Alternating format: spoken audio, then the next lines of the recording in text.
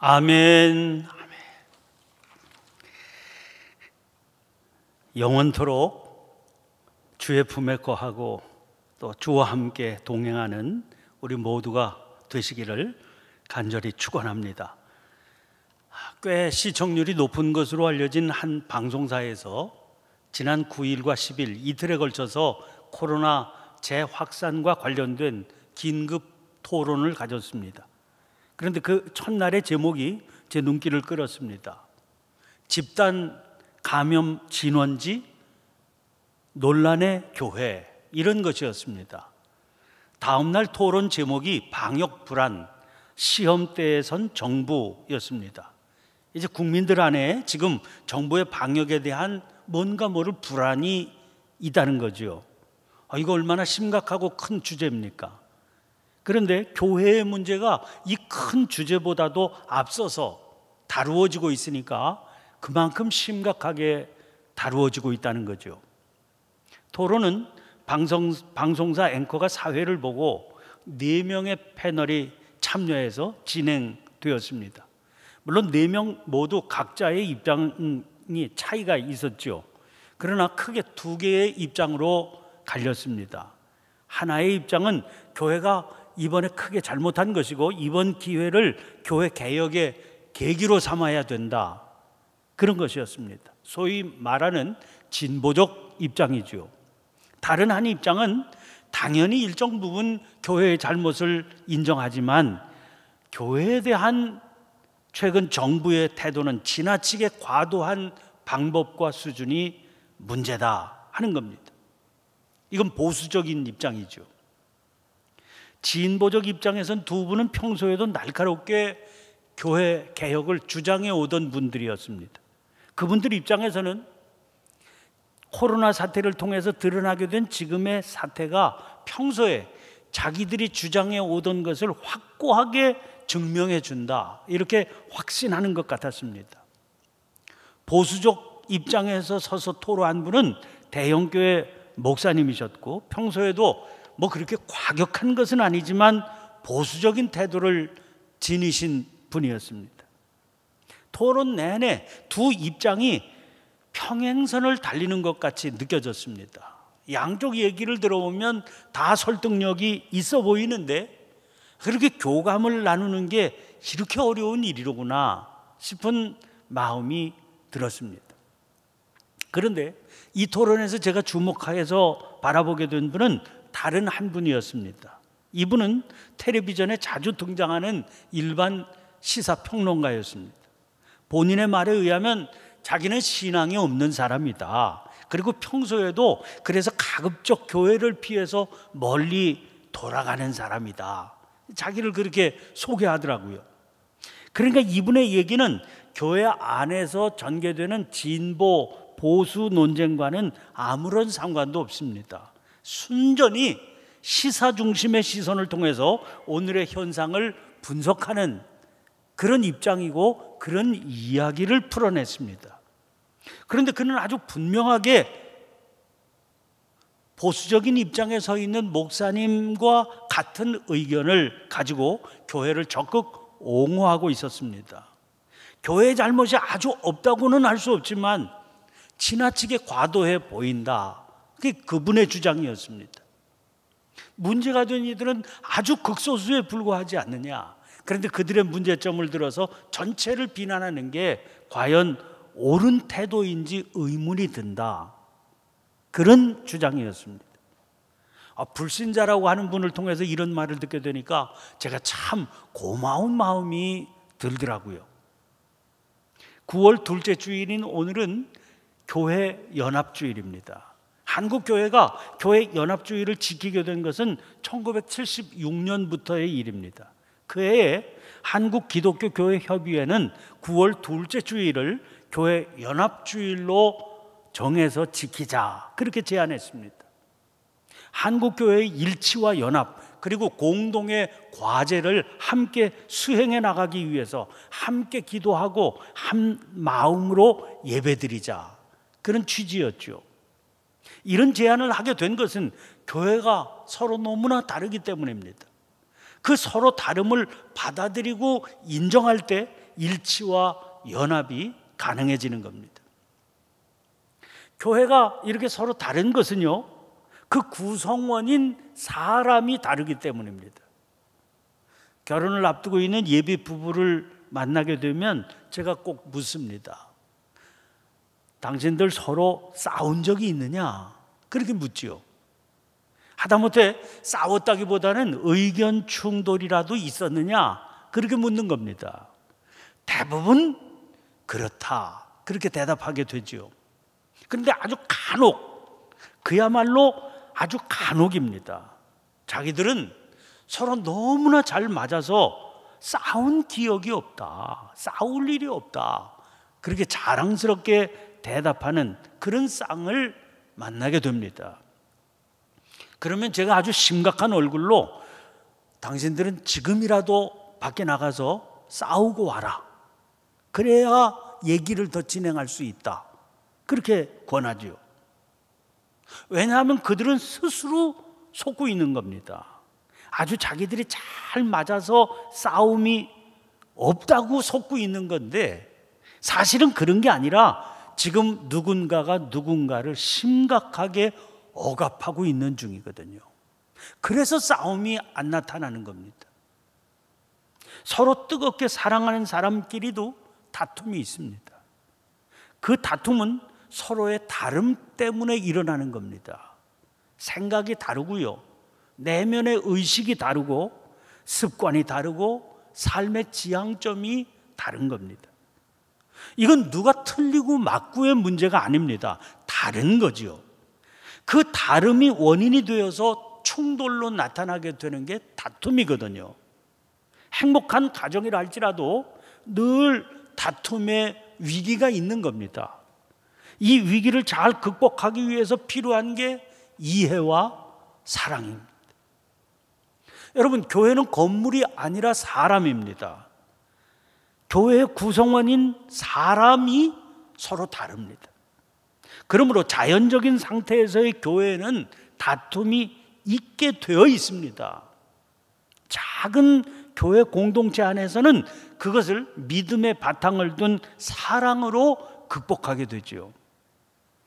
그 극복을 위해서 성도들 개인은 쉬지 않고 기도하며 주님의 도우심을 구하게 됩니다. 그러나 이 교회의 규모가 커지면 커질수록 이 일이 간단치가 않습니다. 그래서 서로의 다름을 인정하고 대화하고 협의하는 과정이 필요하게 됩니다. 이것은 무슨 정치적인 야합과는 사뭇 다른 겁니다. 이번 코로나 사태에서 개신교회가 특별히 주목을 받게 된 것은 하나가 되기 어려운 개신교회 나름대로의 특징 때문입니다. 천주교회는 겉으로 보면 늘 일사불란해 보입니다. 제일 정점에 교황이 있지요. 그 교황을 정점으로 한 주교회의가 결정을 내리면 모든 교회와 모든 성도들이 다 거기에 따르게 되어 있는 겁니다. 이번 같은 경우에 주교회의가 미사를 언제부터 비대면으로 한다, 그렇게 결정하면 모든 성당이 그날부터 비대면으로 미사가 진행이 됩니다. 불교도 비슷합니다. 그러나 사실 거기라고 뭐 다르겠어요? 체제 때문에 잘 드러나지 않을 뿐이지 내면적으로는 많은 의견의 차이가 존재하고 있습니다. 그러나 그들과 달라서 개신교회는 서로의 다름이 그대로 드러납니다. 사실 그게 개신교회의 특징이기도 합니다. 가톨릭 교회가 개인의 생각을 체제로 억압하는 것에 반발해서 일어난 운동이 개신교회니까요. 그래서 이것은 개신교회의 결점이 아니라 특징입니다. 그러나 결점이 아닌 특징이 되기 위해서는 꼭 필요한 게 있음을 알아야 됩니다. 그것은 상대를 존중할 줄 알아야 된다는 거예요. 상대에 대한 그 존중을 위해서 출발하게 되는 게 서로 협의하는 일입니다. 그런데 이건 단순한 일이 아닙니다. 교회 역사를 보면 이게 얼마나 어려운 일인지를 절감하게 됩니다. 인간은 신앙이라고 하는 이름으로 얼마나 사소한 것, 게다가 자기 중심적인 것에 자기의 모든 것을 걸 수 있는지 모릅니다. 시대적인 상황이 어려우면 어려울수록 더 이게 어렵습니다. 그래서 누가 진짜냐 하는 것을 가지고 다툼이 일어나기 쉽습니다. 서로 다른 것일 뿐인데 자기가 진짜라고 고집하고 확신하기 때문에 일어나게 되는 것이죠. 그렇게 되면 큰 틀을 놓치고 아주 지엽적인 것을 붙들고 누군가를 판단하거나 정죄하게 됩니다. 자기를 바르고 옳다고 주장하고 내세우기 위해서 그렇게 되는 겁니다. 지난주 본문은 베드로전서 3장 13절부터 22절까지였습니다. 때가 때인지라 제가 지난주에 한 번 주일 말씀 전했는데 아쉬운 마음이 남아 있었습니다. 그래 이런 시기에 꼭 전해야 되겠다 싶은 내용이 그 베드로전서 안에 더 있었기 때문이에요. 그래서 오늘은 그 다음 장 베드로전서 4장 12절부터 19절까지의 말씀을 본문으로 정하게 된 겁니다. 먼저 오늘 본문이 시작되는 12절 말씀 보시기를 바랍니다. 사랑하는 자들아, 너희를 연단하려고 오는 불시험을 이상한 일 당하는 것 같이 이상히 여기지 말고. 베드로 전서의 시대는 믿음으로 사는 신앙인들에게는 아주 극심한 고난의 시대였습니다. 신앙을 이유로 무서운 핍박이 권력에 의해서 자행되던 그런 시대였기 때문입니다. 아니, 오죽하면 불시험이라고 그랬겠습니까? 공동번역이나 새번역은 이 불시험을 시련의 불길이라고 번역했습니다. 그 뒤에 13절, 14절에 거듭 영광이라고 하는 단어가 등장하고 있는 것을 보면 금을 정련하는 용광로 불길의 이미지를 보여주고 싶어 한 것 같습니다. 여러분, 금을 얻으려면요, 금이 담겨 있는 포함되어 있는 광석을 캐내서 그 광석을 가루로 일단 만듭니다. 그 가루를 뜨거운 불 속에 넣어야 되는 겁니다. 그게 당연한 과정이거든요. 그러니까 전혀 이상한 일이 아니라 당연한 절차인 겁니다. 신앙인에게 불어닥치는 시련의 불길도 그와 같은 것이라는 설명입니다. 전혀 이상한 일이라고 여겨서는 안 된다는 거예요. 사도는 그 이유를 이렇게 설명합니다. 13절입니다. 오히려 너희가 그리스도의 고난에 참여하는 것으로 즐거워하라. 이는 그의 영광을 나타내실 때에 너희로 즐거워하고 기뻐하게 하려 함이라. 여러분, 우리가 누굽니까? 그리스도인입니다. 우리는 이 이름을 자랑스럽게 여겨야 돼요. 이 이름은 우리가 그리스도를 본받아 사는 사람이다, 그런 의미입니다. 그리스도를 본받는다는 것은 그의 삶을 본받는다, 그런 말 아니겠습니까? 그렇다면 우리가 본받아 살아가야 할 그리스도의 삶은 어떤 삶이었을까요? 스스로 십자가를 향해 가시는 삶, 그래서 결국은 그 십자가에 달려 돌아가신 삶이었습니다. 그분의 그 삶의 행보는 아주 가까이에서 지내고 있던 제자들로부터도 받아들여지지 않았습니다. 심지어는 제자 중 하나인 가룟 유다가 은 30에 주님을 팔아넘기기까지 하지 않았습니까? 부활의 영광은 그냥 주어진 게 아니라는 겁니다. 이 시련의 불길을 온 삶으로 받아내셨기 때문에 허락받았던, 누리실 수 있었던 영광인 겁니다. 그러면 그리스도의 이 삶을 본받아 뒤따라 살기로 결심했다, 그런 말은 무슨 말이겠습니까? 그분이 가셨던 그 길을 따라가기로 했다, 그런 말입니다. 그분이 받으셨던 억울한 오해, 수치와 조롱과 모욕, 기꺼이 우리도 당하기로 결심했다, 그런 말이 됩니다.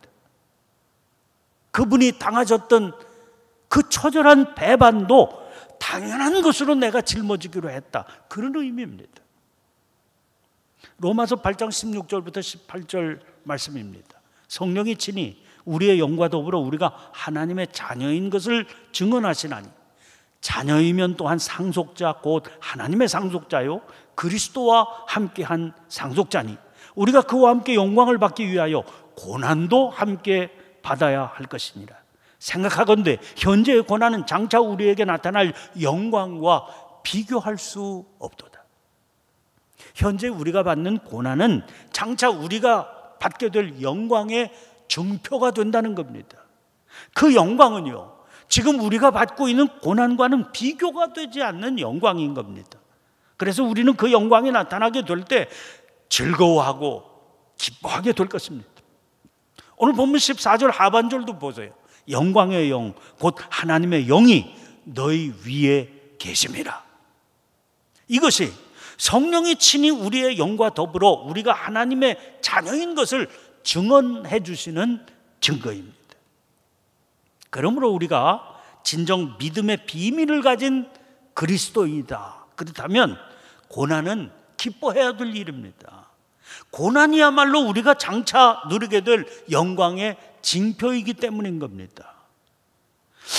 왜 고난이 이렇게 찾아오는 것일까? 이상하게 여긴다든지 혹은 고난이 억울하다 이렇게 여긴다면 성도라면 그게 오히려 더 이상한 일이죠. 아니 그리스도인으로 살기로 했으면서 그걸 억울하다, 이상하다 여기는 그게 이상한 일 아닙니까? 지금 베드로 사도는 끔찍하고 참혹한 고난의 현장에서 고통당하거나 죽어가는 성도들을 향해서 외치고 있는 겁니다. 당신들 그 죽음, 그 고통, 이상한 일 당하는 것처럼 이상히 여기지 말고 즐거워함으로 죽음의 길을 가세요. 고통의 길을 가세요. 그렇게 말씀하고 있는 거예요.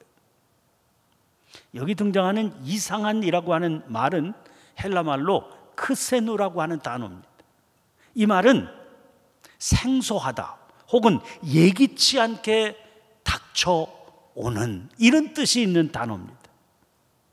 그리고 고난을 그렇게 여겨서는 안 된다는 거예요. 이게 왜 어쩐 일이지? 이렇게 생각하면 안 된다는 겁니다.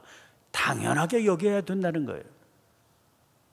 생각해 보니까 예전에는 정말 그랬어요.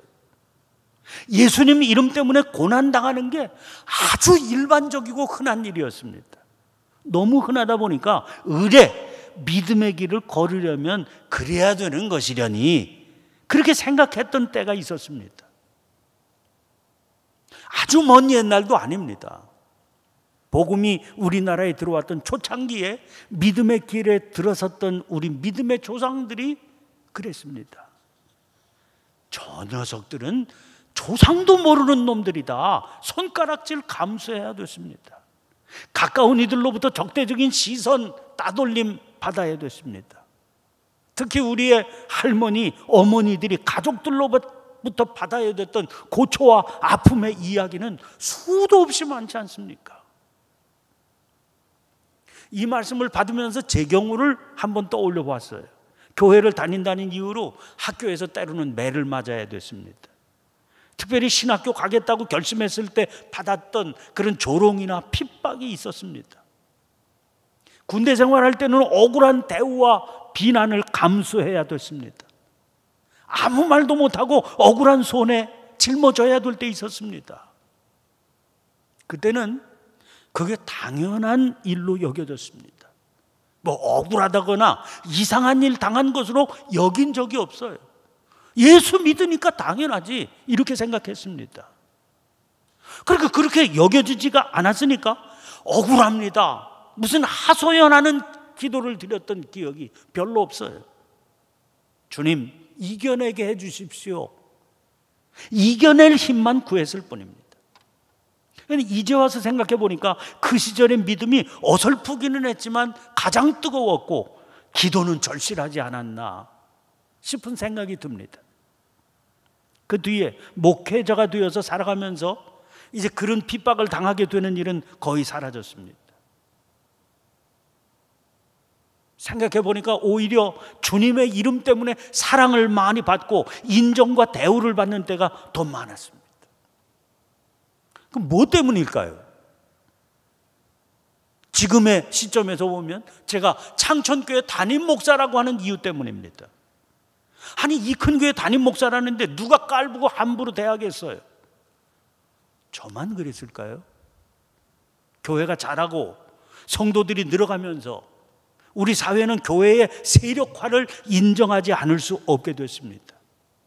지역사회에서도요, 교회의 목소리가 제법 커졌습니다. 정치가들도 표가 많다는 이유로 교회의 눈치 보지 않을 수 없게 됐습니다. 세상의 유력한 인사들 가운데 교회 다니는 분들이 많아졌습니다. 세상 곳곳에서 힘이 실리게 됐습니다. 교회라고 하는 이유로 억울한 일 당해야 될 일 점점 사라져갔습니다. 오히려 거꾸로 우리가 아니 교회를 뭘로 보고 이런 식의 자세를 가질 수도 있는 상황이 되었습니다. 코로나19 사태 속에서 교회가 맞닥뜨린 위기가 이겁니다. 당연히 고난과 비난과 오해가 이상하게 여겨지는 그런 교회와 성도 같은 겁니다. 손해보는 게 받아들여지기가 어렵습니다. 억울한 비난이나 조롱이 익숙하지 않습니다. 이런 교회가 된 거예요. 이게 무슨 의미일까요? 주님께서 친히 동행하시며 공급하시는 위로도 또한 멀리 있게 됐다. 그런 의미입니다. 그 주님의 손길이 주는 위로와 주시는 공급하시는 힘을 의지하기보다는 내가 지닌 세력의 힘으로 세상 꺾겠다, 그런 조급함만 가득한 교회가 됐다. 그런 의미입니다. 사랑하는 성도 여러분, 베드로 사도의 일깨움에 귀를 기울여 들으시기를 바랍니다. 사랑하는 자들아, 너희를 연단하려고 오는 불시험을 이상한 일 당하는 것 같이 이상히 여기지 말고 오히려 너희가 그리스도의 고난에 참여하는 것으로 즐거워하라. 이는 그의 영광을 나타내실 때 너희로 즐거워하고 기뻐하게 하려 함이라. 너희가 그리스도의 이름으로 치욕을 당하면 복 있는 자로다. 영광의 영 곧 하나님의 영이 너희 위에 계십니다. 여기에 더해서 사도 베드로는 한 가지 중요한 일을 강조합니다. 15절입니다. 너희 중에 누구든지 살인이나 도둑질이나 악행이나 남의 일을 간섭하는 자로 고난을 받지 말려니와. 여러분, 고난이라고 다 자랑스러워할 수 있는 게 아니라는 겁니다. 그리스도인들이 절대로 받아서는 안 되는 그런 고난도 있어요. 여기 예로 들었죠. 살인이나 도둑질, 악행 때문에 고난을 받는다면 그건 부끄러워해야 할 일이라는 겁니다. 그런 고난은 주님을 욕되게 하는 고난일 뿐 주님의 영광을 위해서 받는 고난이 아닌 겁니다. 교회 다니는 성도라고 하면서 실제로 살인을 저지르는 사람도 있겠지요. 그러나 그런 일 얼마나 되겠습니까? 그렇지만요, 내 손에 직접 피를 묻혀야 살인이 아닙니다. 지금 이 사회는 사람 하나 죽이는 것쯤은 아무렇지도 않게 여기는 세상이 되었어요. 여러분, 인터넷 댓글 때문에 얼마나 많은 사람들이 지금 죽어가고 있습니까? 아니, 그게 살인 아닙니까? 그런데도 여전히 그런 잔인한 행위가 그칠 줄을 모릅니다. 교회 기관의 홈페이지라고 그래도 다르지 않습니다. 성도라고 하는 사람으로서 할 일이 아닌 걸 알아야 돼요. 세상 사람들 다 그렇게 살아도요, 우리는 그렇게 살아서는 안 되는 겁니다. 도둑질도 마찬가지입니다. 실제로 남의 것을 빼앗거나 훔치는 경우 없지는 않겠지요. 그러나 성도들 가운데 그게 얼마나 되겠습니까? 그렇지만 지금 이 세상은 불의한 이익을 탐하는 영으로 가득 차 있습니다. 자기의 욕심이 누군가에게 아픔을 주게 되면 그게 불의한 겁니다. 그런데 지금 이 세상은 그게 잘못이로구나 하는 그 사실조차 모르고 있습니다. 사도 바울은 디모데에게 집사를 세울 때 더러운 일을 탐하지 아니하는 자라야 된다 그랬습니다. 왜요? 그게 도둑질이고 그게 악행이기 때문이죠. 특히 여기 남의 일을 간섭하는 자가 되어서는 안 된다 그랬죠. 그런데 이 부분을 공동번역에서는 사기한 따위가 되어 이렇게 옮기고 있습니다. 사기한이 뭡니까? 남을 속여서 이득을 꾀하는 사람을 사기한이라고 그럽니다. 그런데 남을 속이는, 그래서 이득을 꾀하는 일을 아주 그럴듯한 말로 속여서 저지르는 자죠. 그게 사기한이죠. 신앙인이라고 하는 이름을 지닌 사람이 그런 마음으로 할 수 있는 그럴듯한 말이 뭐겠어요? 마치 그게 공의로운 일인 것처럼 꾸미는 겁니다. 그런데 사실은 그 말 밑바닥에는 사사로운 이익, 그야말로 불이한 이익을 탐하는 마음이 감추어져 있는 거거든요.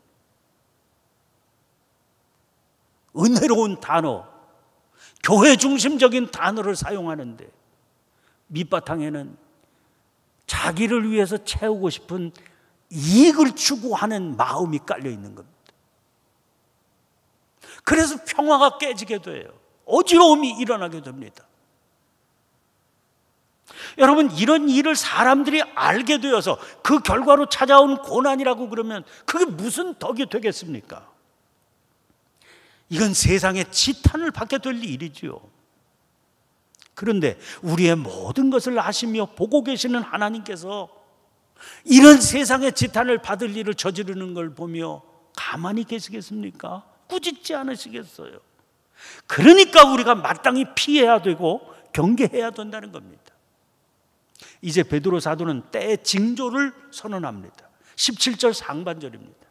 하나님의 집에서 심판을 시작할 때가 되었나니.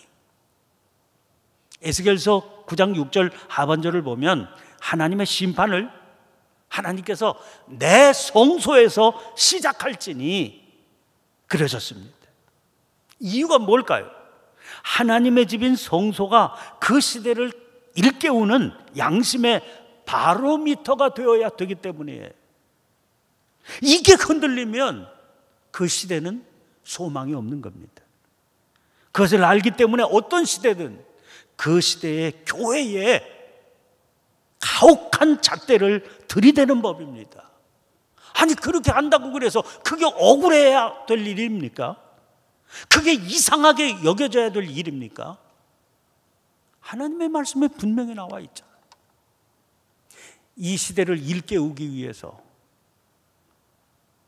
하나님의 집에서부터 심판이 시작되는 겁니다. 그러니까 이건 억울하거나 이상해야 될 일이 아니라 정신을 차려야 될 일인 겁니다. 이제 마지막 19절 말씀을 보세요.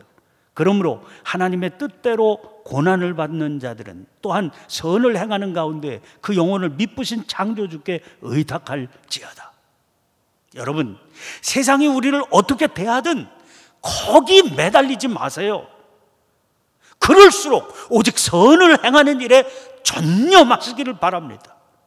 그리고 나머지 모든 것은 미쁘신 창조주이신 우리 아버지 하나님께 믿음으로 맡기시기를 바랍니다. 하나님이 살아계셔요. 하나님께서 이끌어 가실 겁니다. 하나님께서 붙들어 주시고 하나님께서 책임져 주실 겁니다. 역사의 주인이신 하나님의 손에 우리는 붙들려 있어야 됩니다. 기도하겠습니다. 은혜로우신 하나님, 어려움 속에서 비춰오는 생명의 빛을 볼 수 있게 하시니 그 믿음 주신 하나님께 감사를 올려드립니다. 지금도 저희들과 동행하셔서 붙드시고 인도하시기에 그 믿음 가운데 살게 되는 줄 압니다. 연약하여 넘어지기 쉬운 저희들입니다. 어려운 때일수록 주님의 그 손을 더욱 든든히 붙들게 해 주시옵소서. 흔들리지 말고 말씀 따라서만 살게 해 주시옵소서. 이 어려운 시기가 교회를 든든히 세우는 계기가 되게 하시고 바른 성도로 훈련받고 정금 같은 믿음 위에 서게 되는 생명의 시간이 되게 해 주시옵소서. 언제나 사랑 가운데 저희들을 이끌어 생명의 풍성함을 누리게 하시는 예수님 이름으로 기도하옵나이다. 아멘.